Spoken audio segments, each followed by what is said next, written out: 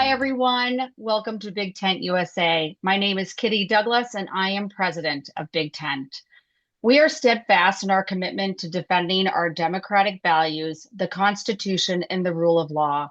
Our goal is to empower you with facts and calls to action so you can become a stronger, more effective advocate for the country we all love. This week, we are promoting Scott Galloway's Resist and Unsubscribe, a coordinated campaign that attacks tech companies and firms enabling ICE to inflict maximum damage with minimal impact on consumers. The link is in the chat. We are thrilled to welcome Courier's Camaron Stevenson and Nina Burleigh, along with incomparable Kimberly Atkins to Big Tent USA. Nina is a journalist, best-selling author, documentary producer, and publisher of a Substack on politics called American Freakshow, a contributing editor at the New Republic and a frequent contributor to the New York Times and New York Magazine. Her journalism has been published widely. She is the author of 8 books on an array of topics, including archaeological forgery, scientists in the 18th century Egypt, James Smithson, Amanda Knox in Italy, and Trump's wives. Camaron Stevenson is the national correspondent for Courier Newsroom and founding editor, and was chief political correspondent for the Copper Courier. He is the author of Below the Beltway, another great newsletter on Substack. Kimberly Atkins Storr is a senior opinion writer and columnist at the Boston Globe. She is also on MSNBC, a frequent panelist on NBC's Meet the Press, and a co-host of the weekly Politicon legal news podcast, Sisters-in-Law. Another great must listen. And she was the inaugural columnist for The Emancipator, a collaboration between the Boston Globe and Boston University's Center for Anti-Racist Research that reframes the conversation about racial justice and equality. Camaron, Nina, and Kimberly, thank you so much for coming to Big Tent. Kimberly, you have the floor. Thank you so much, Kitty, and thanks to all of you for joining us today for this really important conversation about where we are at this point with the release of some of the Epstein files and the accountability and the money and the power that they are revealing. So we don't have much time, so I want to jump right into this and start with questions. So I have questions. I've also incorporated some of the questions that our attendees submitted ahead of time.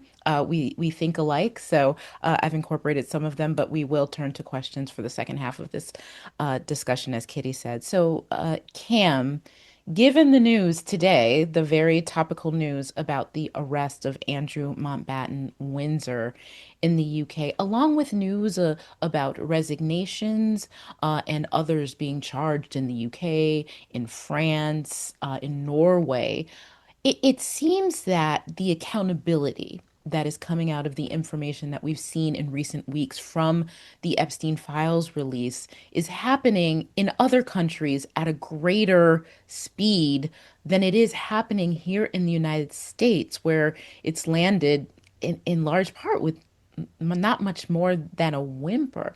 What do you think? What do you account for in the differences in how people are being held accountable here in the US versus there? And what can we learn from them in order to bring greater accountability here? Yeah, no, I mean, I think the way people are being treated in different countries really speaks to just the lack of justice our Justice Department is seeking in the Epstein case. I mean, these are other countries who, one, it started off with resignations, right? There were, people in the UK chambers who resigned and different people voluntarily left their posts because they were ashamed. We don't have that in the United States anymore at large. People who are named, they either proudly deny it or they make something up. And then, even though we're the ones who did the investigation, we never shared this with our allies. Otherwise, these investigations would have happened back in 2019.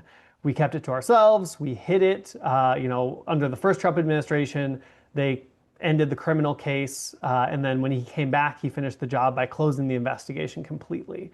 And what that means is accountability in the United States has to be due to popular demand. People have to want it because the government has already said, case closed, there's nothing to see here.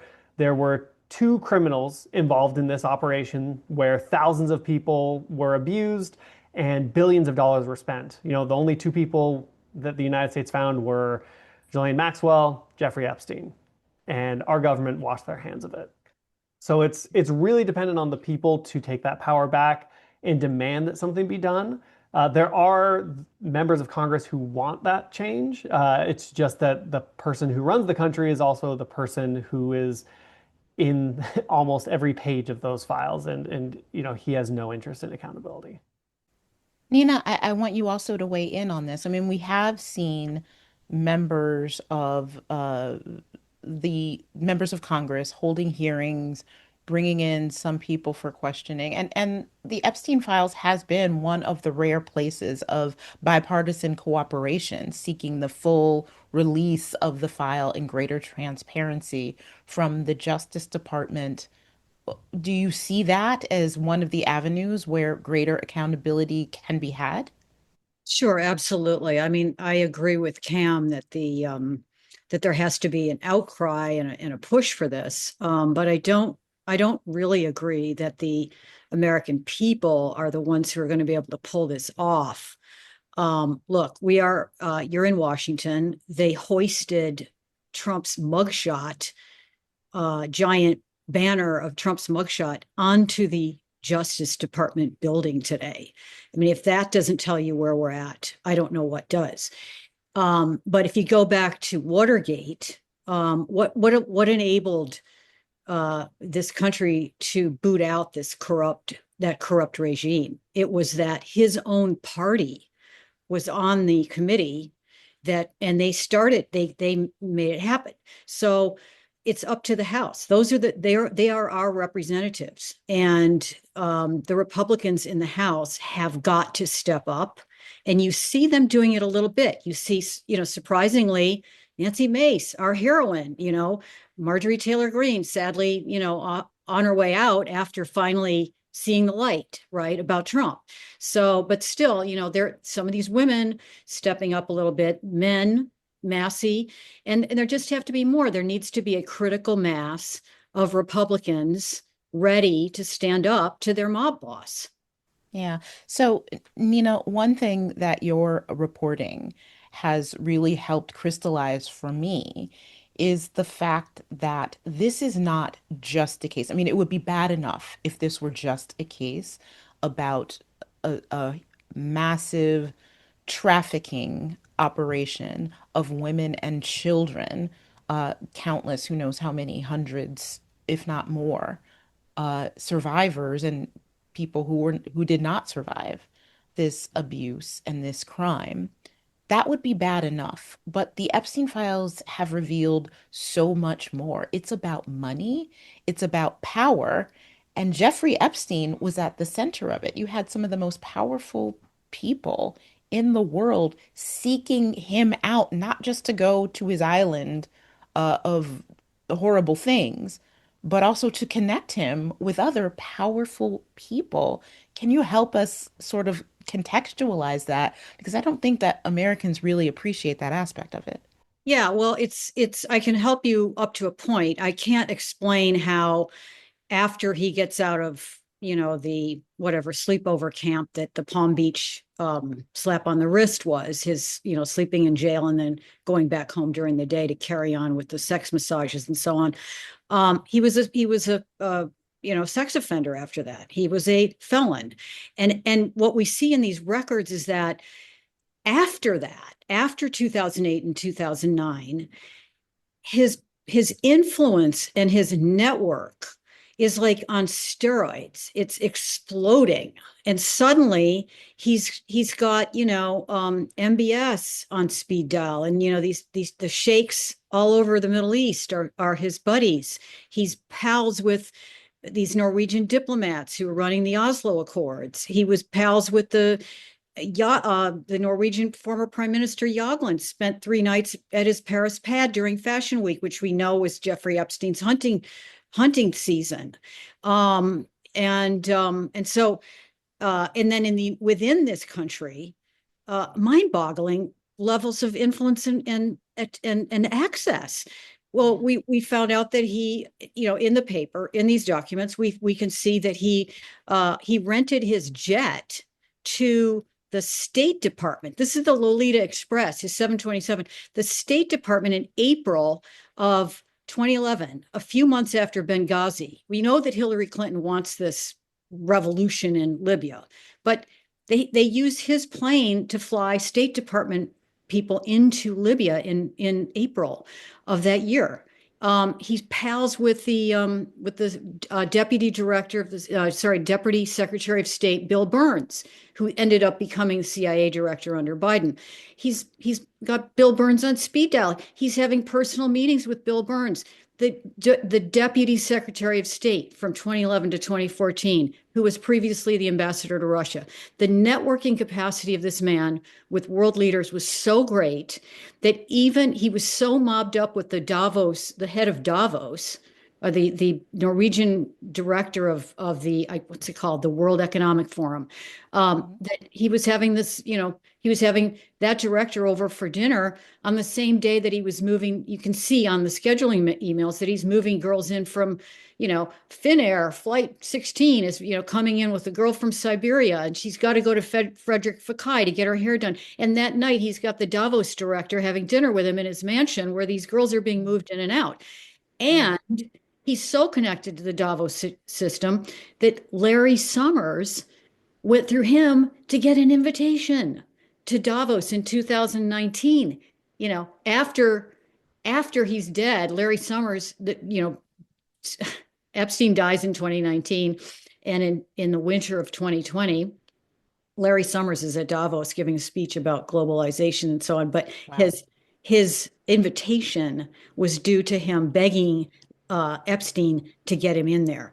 And he's got back channel connections with Putin. I could go on and on. So the amount of influence, the level of influence, mind-boggling. So is that, Cam, another area that lawmakers should be looking into? Because, I mean, if you think about Andrew Mountbatten Windsor, he is right now, he was arrested on suspicion of having used his influence to disclose confidential information to Epstein. It's not at this point related to his alleged ties to the trafficking. So this feels like a very ripe area of investigation for both the Justice Department and Congress. Yes, absolutely. This is the financial aspect is something I've been covering since I started reporting on Epstein.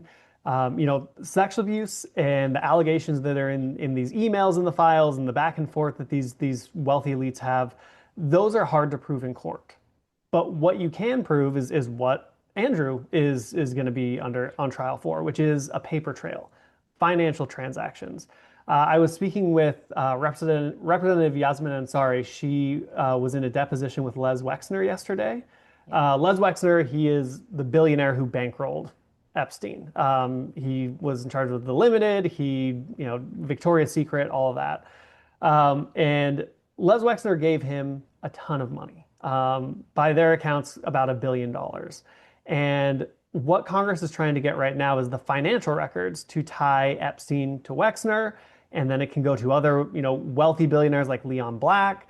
And then a lot of these bank records, it's transactions from U.S. banks to Russian banks that are sanctioned that we're not supposed to be using because of the illicit activity.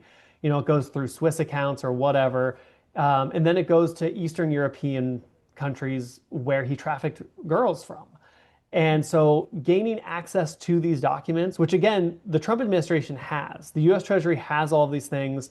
Many of these they're required to release to the public and they're illegally withholding them. But it's all there. It's just a matter of someone taking the time to look, connect the dots, and show where the money went. Because, I mean, if there's one thing the government won't stand, it's them not getting their cut. That's what took Al Capone down. That's going to apparently take down the British monarchy, and that's how they're going to be able to pin down Epstein and his accomplices. So you talk about the illegally withheld documents. There is by law a directive to release all of the files right now, roughly half, if we can quantify it, have been released. Half that When they might admit we? to, yeah. Yes, half that they Sorry. admit to. So when might we get all these unredacted files released, and what will it take? Will it take lawsuits, Cam, a whistleblower coming forward? And we've got a lot of questions from our audience about how can this be investigated in a way that the public can trust? Who can be the unbiased arbiter of what is in these files? Right. And that's the most difficult thing, is that people have been lied to about this for so long, and there's so much there. You know, you could spend a decade researching this and barely scratch the surface. That it's going to take, I think, a change in Congress, because Congress can compel things to happen. But right now, like Nina said, the Republicans who control the House and the Senate are very much more, they're more interested in protecting Donald Trump, who again is in the files extensively, more so than giving transparency to the people. So I think we would need to have a change in congressional leadership, and then maybe a special counsel. But even then, I don't know how effective that would be under the Trump administration, because again, he utilizes the Department of Justice as his own personal law firm. I mean, the people, the guy running the Epstein, fronting Epstein, Todd Blanche, he is Donald Trump's criminal attorney who represented him during his criminal trials. And so it's going to be difficult under this administration, and almost impossible under this Congress. Nina, I want to talk to you about that too, how we find accountability and what's the role of the press. I mean, I think the one of the differences perhaps in the United States versus what we're seeing in other countries is there has been this drumbeat of the press connecting the dots from what we've learned from these files in a way that perhaps hasn't been happening as aggressively here in the United States. Well, I mean, I think the press is doing as much as it possibly can. Now, I mean, the Wall Street Journal is, it's that company. Well, obviously Murdoch not loving Trump right now, but I mean, it's a conservative editorial page, and their reporters are doing a kick-ass job. And I think, I think the Times could have done better for years when this was all going on. They are in New York, and Epstein is a New Yorker, and all of these people that he was involved with were New Yorkers, and they were all establishment characters. And I think so you have this kind of problem with, the Times, the people that Epstein was engaged with, like Larry Summers, are part of the establishment that gets, op-eds in the New York Times and so on. So they weren't going to expose those people. And I think, to one, the Trump administration, right now, obviously isn't going to expose Donald.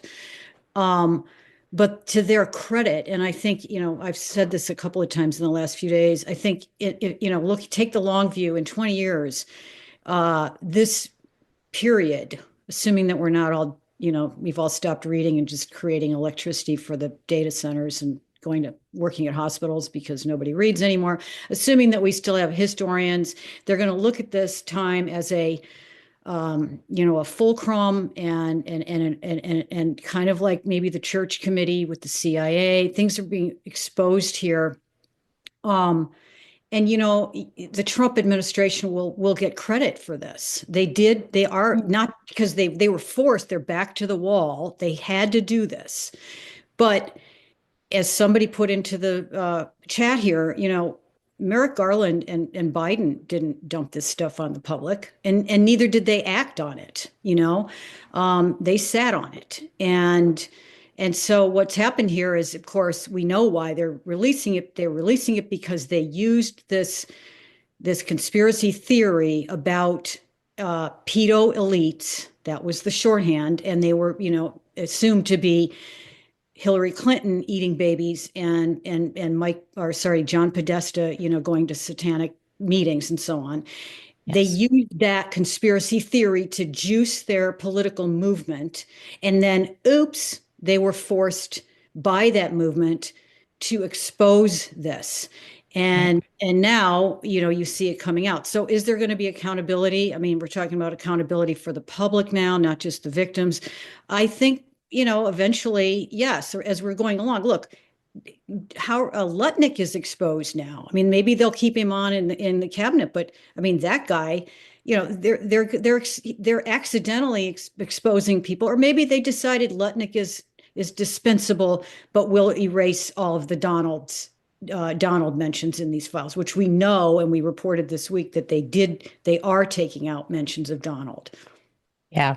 So let's talk about the survivors and what accountability is for them, Nina. What do you think accountability looks like for them, and what can be done to ensure, importantly, that there is never anything like this that happens again? Well, I don't know what can be done for them specifically, individually. I think that in general, there is what's happened to them and what is revealed, the extent of the psychological manipulation, this sort of evil Pygmalion stuff that's going on with these guys, Brunel, Epstein, Trump, where they just and then they're Johns, basically, they're customers, their clients, they're pimping these women out.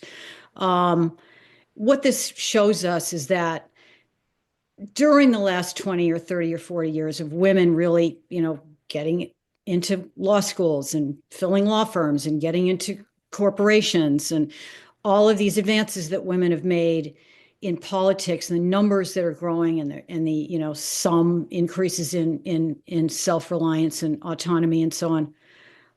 While that was all going on, there was this underpinning of really powerful men with just scorn and contempt for females, and that's what this shows us. And I think that is something that it's exposed. It's, women should be aware of it. I mean, we're living in a period of intense retrenchment and backlash against women right now. And I think that this story exposes the true power relations that women are facing, and women are going to have to confront that. And how do we stop this from happening to younger women? Well, right now, the trad wife movement, the whole transactional relationship between men and women that Trump and Melania represent is, in fact, right in front of our eyes. And, women are just going to have to make these choices, and our daughters are going to have to make these choices to resist it.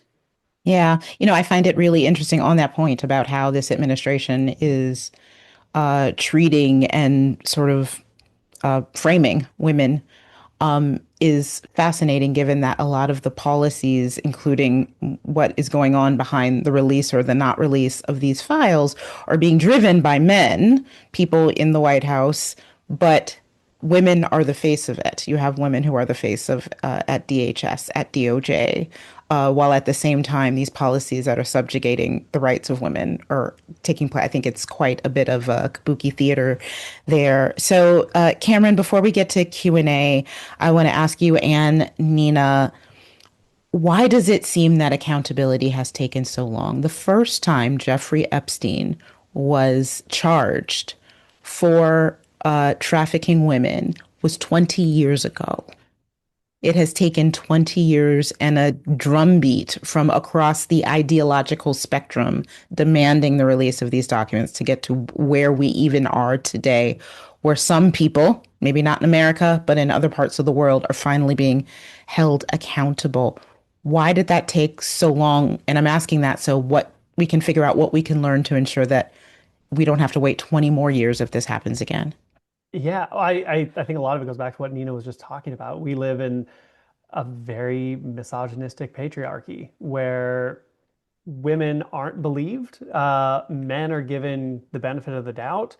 Jeffrey Epstein in particular was given a sweetheart deal so that he was barely in jail when he got arrested. In the files, they talk about his conviction as if it was nothing. It's an easy pass. And so I think that's a lot of structural things that would need to change before we see any significant accountability. in the United States, we would need to hold our politicians to the same standards we're seeing in other countries. I think, Donald Trump needs to be properly investigated. I think that the Epstein estate shouldn't be allowed to exist anymore. I think that should be liquidated and the assets be given to the victims. Because right now, his accomplices are the beneficiaries of that. And it has actually increased in wealth since he died Oh, because of wow. investments he made. Yeah, he made investments with Peter Thiel, of all people, before he died. And his estate has actually increased in wealth. And his known accomplices who we now see from the files, people who the FBI was investigating until it was shut down, are the beneficiaries of this sex trafficking ring. And so, I mean, that's a start. I think that needs to happen. I think that women in Congress and men in Congress need to unite and understand that this is not a Republican Democratic separation. This is class and power, that these are wealthy, powerful individuals who will throw any of you under the bus once you're no longer useful. Marjorie Taylor Greene's a prime example. She was useful until she wasn't. And once she had Yeah. questions, they threw her away. She received the same kind of hate that victims receive, because people who support Donald Trump, they're violent. They're aggressive. People who oppose his presidency in any form get death threats. They get harassed. Their family gets attacked. And, she got a taste of that. Any victim that's been brave enough to come forward, they get that on a daily basis.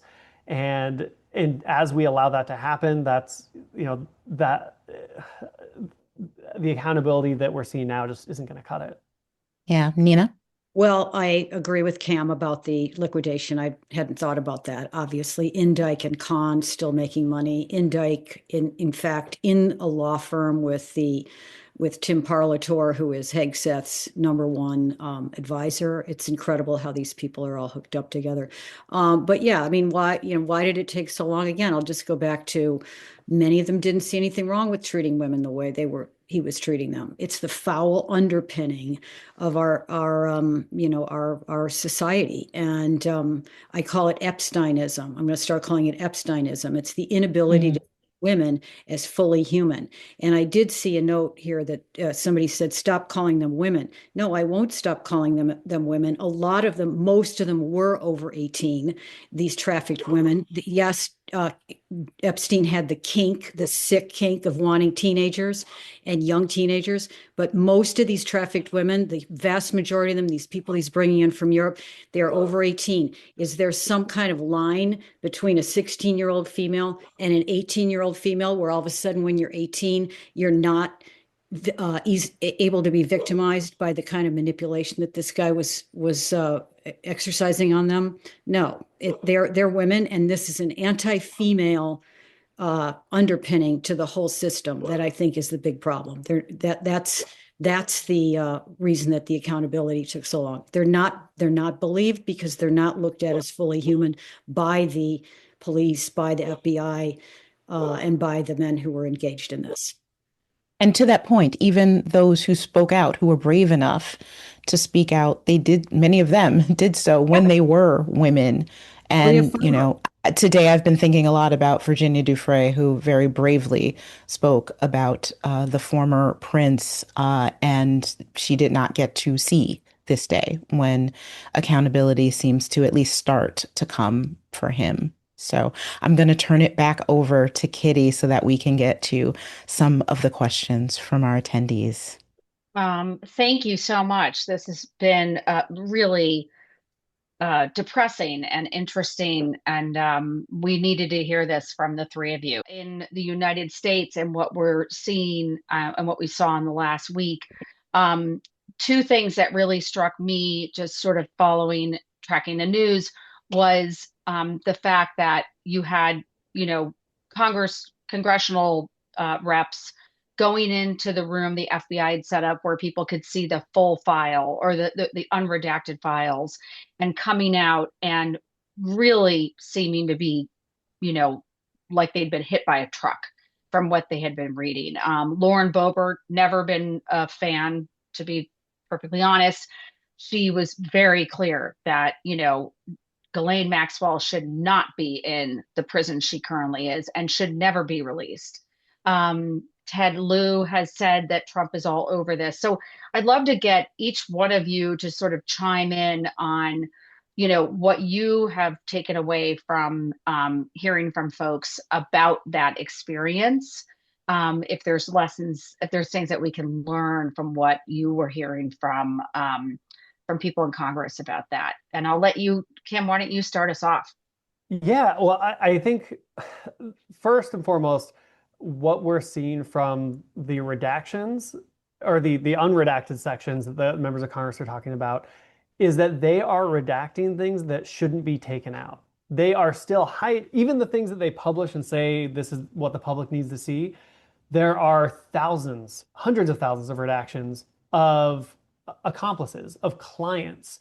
I'm actually working with a few members of Congress to get some information about unredacted files because there are lists of co-conspirators and there are people who are connected to Epstein's bank accounts whose names are blacked out.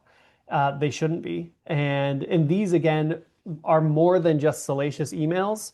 There's emails and video and all sorts of things that are abhorrent. But what's really going to hold up in court, isn't accusing an 80-year-old president of rape before a jury. That's going to be hard to find a jury to convict. But showing finances, showing, hey, he gave him this property, or he paid him, $400,000 for something that's worth $10,000, and suddenly these women are part of his beauty pageant.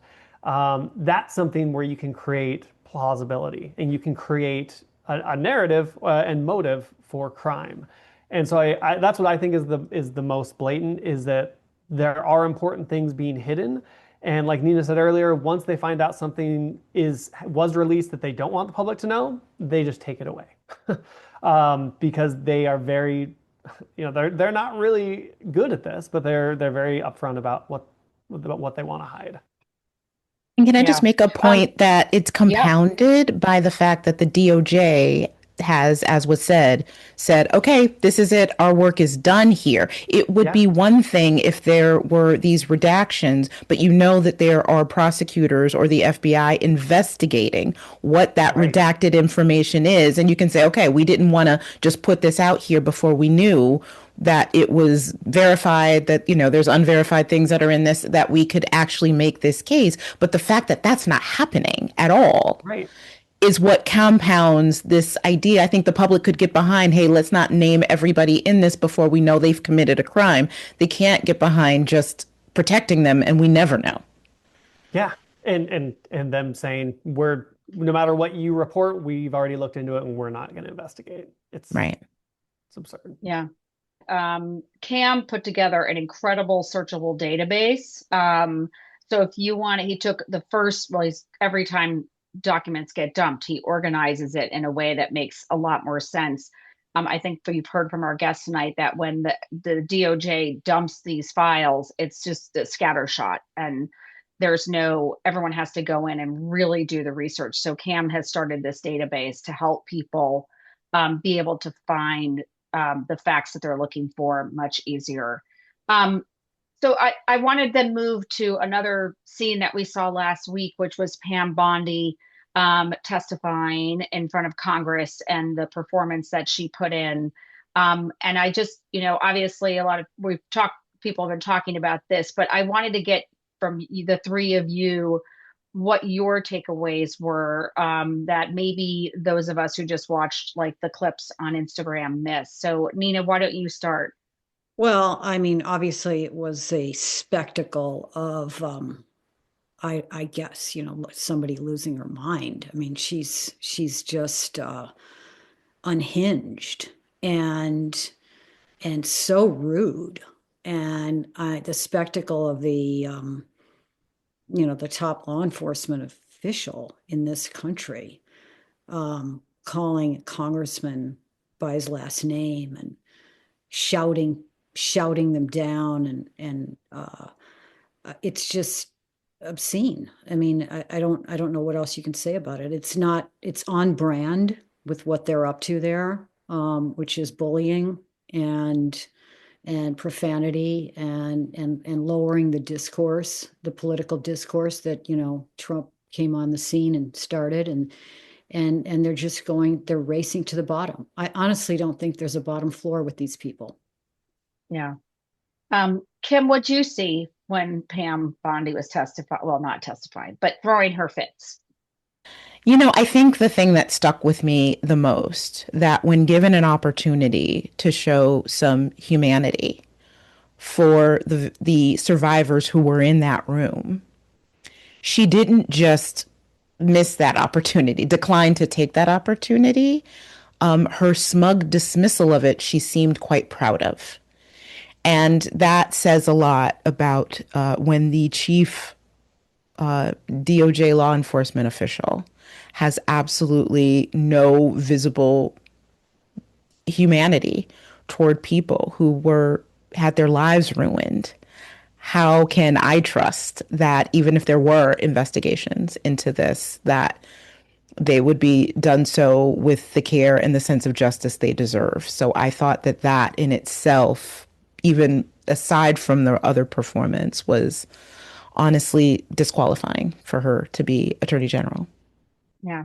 Camaron, your thoughts? Yeah, well, I mean, I think her response to the victims is the same as the reason that they have left a lot of information about victims unredacted, is that they're sending them a message that this isn't about justice for them. This is about justice for their boss. And speaking up, standing up, it's only going to cause them pain and suffering. I think she did a fantastic job at what she went there to do, which was go to bat for the Trump administration. That's what the entire administration is about this time around. You know, first term, it was about, you know, we're serious people. We demand respect. This time, it's all about loyalty. And she could have done anything as long as it wasn't to go against Trump or to implicate him in any way or to apologize for their actions. As long as she didn't do those things, she got an A+ with the audience of one that she was performing for. And so that's what it was. I wish there was something more substantial we could have gotten out of it. Unfortunately, committee hearings of that prominence, you know, what happens is, you know, people on the left, they get the clips of what they want. People on the right get the clips of what they want, and everyone declares victory. And nothing really happens, unfortunately. Yeah. One of our guests tonight, Evangeline, has asked if there's any way that states can really start to hold these people accountable. Obviously, New Mexico, was it yesterday? I can't keep track, but New Mexico announced that they're launching an investigation into Zorro Ranch, which has completely been off limits. So I'd love to just get each one of you to sort of weigh in and just see if there are other avenues for states to hold some of these perpetrators accountable. So Nina, why don't we start with you? Well, I mean, there has been a lot of talk about state attorney generals stepping up and resisting a lot of things that this administration is doing, right? And one of my sources who works for one of the governors in one of the blue states said, you know, I said, what about the idea of them all banding together, you know, these governors, and sort of stepping up? And this person said, unlikely. They're all going to run for president. So the Democrats are not in league. They're not arm in arm here right now. And I think the takeaway for me is you're not going to see accountability. You're not going to see justice for these people until after November. And after November, it is absolutely crucial that the Democrats, if they win, and this goes on into 2028, when they win back power, they have got to make these people accountable. And the problem is they don't do that. They didn't do that after when Obama came in with the bankers and the crash. They did not. They decided not to do that. They decided not to go back and look at the Iraq War lies, but just to keep skating along, moving forward. They cannot do this now. They have to, the Democrats have to grow some spine. They have got to go in there, and the people who are voting for them have to demand that when they come in and they take power again, they have to put these people on trial. They are breaking laws every day. Every day they're breaking the law. Every day. It's the most corrupt administration that's in my lifetime, and I think in American history. And they have to put them on trial. They have to prosecute, they have to hold hearings, and they have to do it through the Justice Department, and they have to do it through Congress. So it's really up to the Democrats, and I don't know if they've got it in them to pull that off, but we hope they do. So, yeah, I agree with Nina to the extent that we're talking about members of the administration. I think that is the only solution. When it comes to people who may be co-conspirators in the Epstein affair, whether it is the abuse of women and children, or whether it's financial crimes or something, there is certainly things that state officials can do. I mean, Jeffrey Epstein had properties in New York, in Florida, in other places. If the laws in those states were violated, and there is evidence that attorneys generals or prosecutors can look at to bring charges in places where, the statutes of limitations have not passed, they can and should do that. They can still face accountability. And what is beneficial to that is for these co-conspirators, to the extent that there are any that Trump has not already dropped as a hot potato as soon as, the heat is applied to them, he can't pardon them for state convictions. So I think that it is incumbent that every prosecutor and attorney general's office, wherever any of this crime took place in the United States, should be investigating that. Yeah. Cam, you talk to folks, you talk to our legislators a lot. You're in DC. Are you hearing that there's an appetite to just continue to hammer on this issue all the way to the midterms and then beyond? I am, but people are looking for something tangible. They're looking for signs of accountability. They're looking for actual action that can amount to something. So during Wexner's deposition in Ohio, so the members of Congress, they went out there, deposed him, and the people I spoke with, like when they announced that they were going, they suddenly got contacted by people from Ohio. Just a bunch of people from Ohio started reaching out and saying, hey, I have a tip. Wexner, he's also involved in the Ohio Ohio University sexual abuse. He's involved in these other things. I've been a witness to this.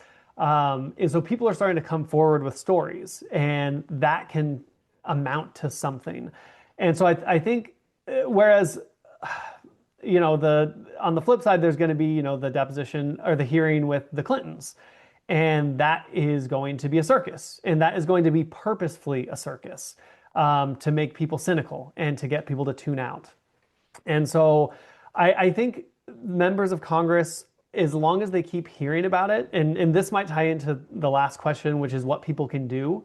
One recommendation I have, which is very easy, very low lift, is to contact your members of Congress and give them specific file names from the Epstein files that are unusual to you, or that have redactions that you don't think should be there, and ask them about it. Email, be like, hey, it says that this is a person who sent Epstein an email that said, thanks for the little girl. Why is their name blacked out? Can you look and check and tell me why this name is blacked out? The members are going, if nothing else, out of curiosity, they're going to review the unredacted files. And so if they get file names, file numbers, they're going to go look it up. Even if it's a Republican in the deepest red district that you're in, they are still interested, and they still have, I guess, an abject responsibility in their minds to protect people. Even though they do it in a very, very different and usually ineffective way. So that's what I would say. And could I also, someone, Karen in the chat, she mentioned something about the subpoenas for Epstein's records. Yeah. This is a story I've been working on. No. But so I can give you an update that Senator Wyden, his committee has still not received anything from the Treasury, but the House Oversight Committee has received the Treasury documents. I've spoken with some of the members on the committee, some of the staff, and they have been going through it. It's a legal nightmare, just because there's a lot of very highly sensitive information. But if you're curious of finding some of those financial documents that are in the Epstein files, there are a few specific search terms you can use. The first one is if you search for the acronym KYC, it stands for Know Your Customer. These are things banks are required to do when people are suspected of money laundering. There are countless KYC checks on Epstein. The next is a SARS report, SARS, Suspicious Activity Report. Again, there are emails between Deutsche Bank people internally saying, I don't think we should clear him. And they're like, well, he makes us a lot of money, so we're going to clear him. But it has the names of other people involved in his accounts. Also, just the names of his banks, Bank of New York Mellon, Deutsche Bank, Bank of America. There's a bunch of other ones. But if you search for those in the files, these financial records will turn up. I wanted to ask you all to answer this question because it's been something that has been bothering me. I remember in 2020, the height of COVID in the summer, going to visit friends on the Cape, and I listened to Will Sommer, who had been reporting on this thing called QAnon. And I'd never heard of QAnon before, and he had been tracking it as it sort of gained traction on social media during lockdown. And and at the heart of it was this idea of this satanic cabal that were trafficking girls. And of course, there was all kinds of crazy things around it. But it does feel like there's a basis of there's a core to QAnon that does sort of tie into Epstein. And I'm just wondering if you guys can parse out for us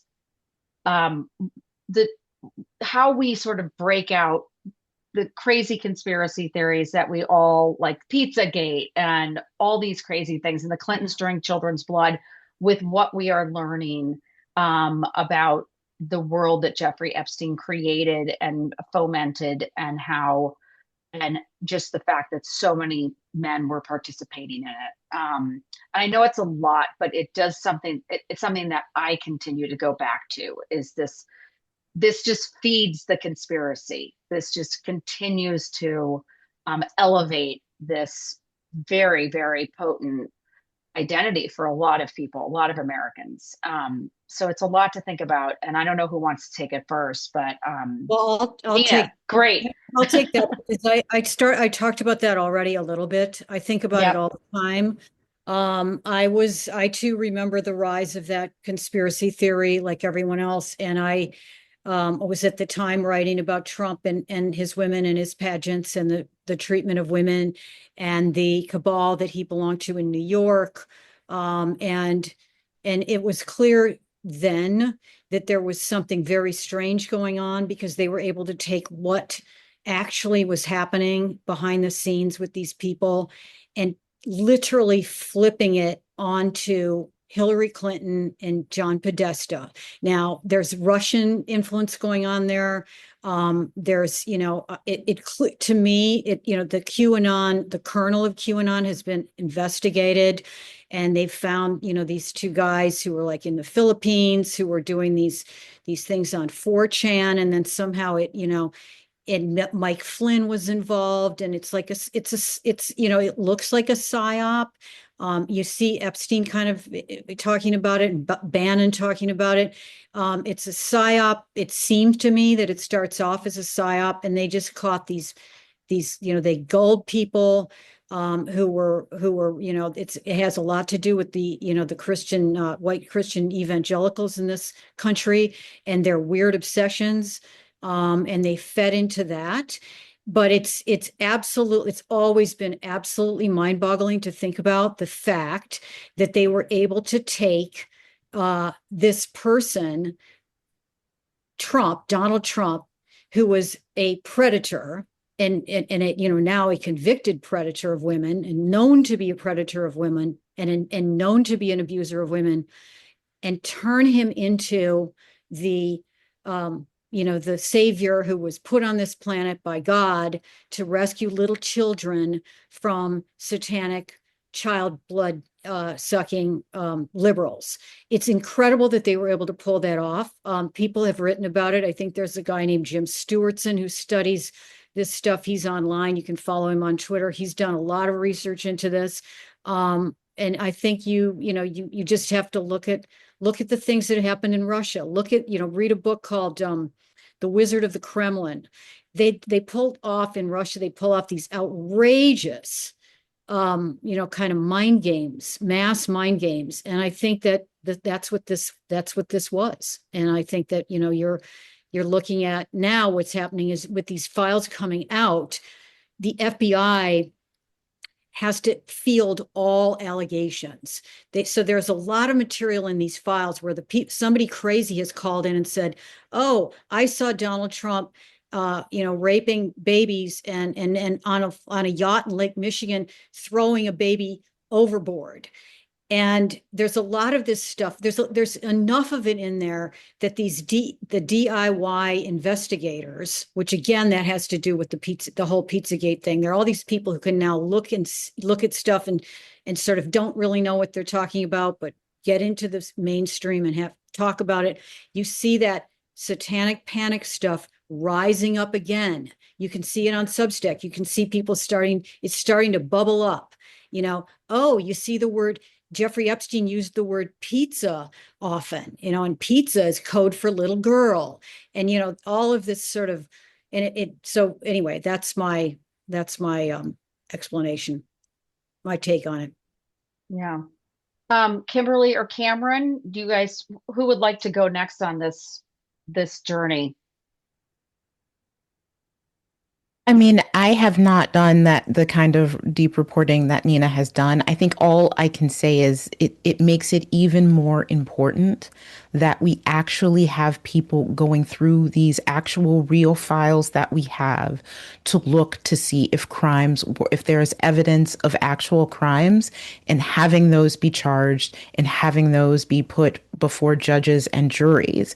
Because once you have that is something that people can see and grasp onto. That is not, a pizzeria in DC that is where all these mythical things are happening. That's something tangential that feels like that everybody can grasp. The more tangible facts that we have, the more transparency that we have, the less room there is, the fewer gaps there are for people who are going down these conspiratorial paths to fill in. So I think that's the importance of transparency. That's the importance of investigations that come up with something. So that's why hopefully in an administration soon, we will have an FBI that's willing to do that. We'll have a Justice Department that's willing to do that. Hopefully right now we have some states that are willing to do that, because with every bit of accountability, I mean, people here, I know I felt a little bit of relief to see Andrew charged today, because that means that this mattered, that the voices of Virginia Giuffre and others, and that this, if I know that there is a lot of evidence showing that Andrew was very close to Epstein and knew exactly what he was doing, then some authority has to also see this too. And the more we see that, the less we have to rely on these dark recesses of the web or Substacks or wherever the conspiracies are coming from. Yeah. All right. Camaron, you get the last word. Ooh, I mean, I'm mostly just trying to sum up what Nina and Kimberly said, is that one, like a lack of transparency and an allergy to accountability is why these sorts of conspiracy theories thrive. When the government is hiding something, that's why people come up with these things. I think that a lot of the reason Pizzagate and QAnon was propagated was a coordinated effort by people like Epstein and Steve Bannon, who were active on 4chan, who were familiar and experienced in manipulating people on those corners of the internet. You being able to utilize it as both normalization and projection, because if it's, if there's this insane conspiracy theory that there's, a secret pedophile ring under a pizza shop, and there's all these like clearly absurd threads, it normalizes the idea, but also makes it seem like when you hear it again, it's going to be like, oh, it's another one of those things. It also made people who weren't on board less likely to believe it in the future. So when people said, hey, I think Jeffrey Epstein's running a secret elite underground sex ring, it's like, yeah, okay, another QAnon, whatever. It also, it normalizes it. It's repeating it, and so people, to an extent, think like, well, I don't know if it's happening or not. That's part of Bannon's fire hose strategy. I don't know what the truth is or not, so I'm just going to tune out of it completely. And that's what this sort of thing does. And until there is transparency, until there is accountability, then there's just going to be more conspiracy theories, and people are going to keep tuning out. Well, that's depressing, Cam. But that's, I mean, know. that's not the case. I think we're seeing a boomerang of consequences. I think it's started in Europe. I think that because there's consequences in Europe, I mean, honestly, it could be a partially American exceptionalism that makes people think, well, shit, we got to do something too. We can't let the Brits have all the arrests in here. Yeah. And so, whatever it is, I think it is leading to something. Well, and I think the three of you really hammered home the fact that we all need to be diligent, that this is on it. It's all on us, that we need to continue to talk to our representatives, our senators, and that we need to honor the victims. And the way we do that is by making sure that they are going to pursue justice, even if the federal government won't do it. They can, our state reps can, our governors, our attorney generals. So I really appreciate the three of you for reminding us that.